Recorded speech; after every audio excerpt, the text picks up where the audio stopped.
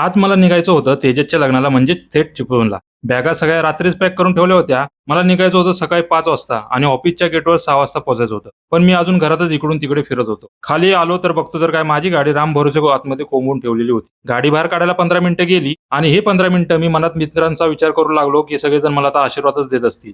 कशीबशी गाडी बाहेर काढली आणि झापूक झुपूक करत प्रवीणला घ्यायला गेलो. प्रवीण बिल्डिंग खाली एकदम रेडी होऊनच उभा होता. मला बघून म्हणाला, आज भावा वेळेवर आला आहेस. मी म्हटलं बस आधी लवकर. त्याला घेऊन हायाभुसाच्या स्पीडने गाडी चालवली आणि पोहोचलो ऑफिसच्या पार्किंग मध्ये. गाडी पार्क केली, बॅगा उचलल्या आणि वरती आलो आणि मला बॅगा गाडीमध्ये ठेवायच्या होत्या. तेवढ्यात चंदन भेटला. त्याला विचारलं गाडी कुठे आहे रे? मला म्हणाला मीच गाडी शोधतोय अजून. गाडी शोधून गाडीमध्ये बॅगा टाकल्या आणि बघतो तर काय आपली सगळी मंडळी चहा प्यायला बसली होती. मी पण म्हटलं लग्नाला जातोय म्हणजे चहा तर झालाच पाहिजे. चहा पिऊन झाल्यावर आम्ही गाडीच्या दिशेने रवाना झालो. गाडी चालू करण्या अगोदरच गाडी समोर आपल्याला नारळ फोडायचा होता. मग नारळ फोडायचा मानपान भावांनी आपल्याला दिला होता. लगेच नारळ फोडून घेतला आणि फटाफट सगळेजण गाडीत बसले.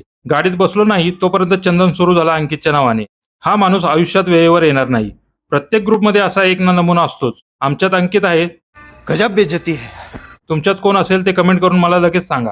ऑफिसच्या गेटमधून गाडी सुटली, कुर्ल्याला येऊन पोहोचली. तेवढ्यात भावाचा फोन आला, मला पण घेऊन चला. त्याला बोललो तू आता तुझी बुलेट घेऊन सरळ नेरूळला ये. आम्ही नेरूळला एलपी ब्रिज खाली थांबतो. मग आम्ही नेरूळला एलपी ब्रिज खाली गाडी थांबवली. अंकित येईपर्यंत आम्ही नाश्ता करायचं ठरवलं. सगळ्यांनी नाश्त्यामध्ये मेंदू वडे खाल्ले, पण ते काय भावांना आवडलेले नाहीत. आम्ही तर 2 प्लेट कांदा पोहे खाल्ले. नाश्ता करून आम्ही अंकितची वाट बघत उभं होतो. तेवढ्यात जसा भाऊ आला तसा त्याच्यावर सगळ्यांनी शिव्यांचा वर्षाव केला की त्या वर्षावाच्या ढिगाऱ्याखाली त्याचा श्वास कोंडून लागला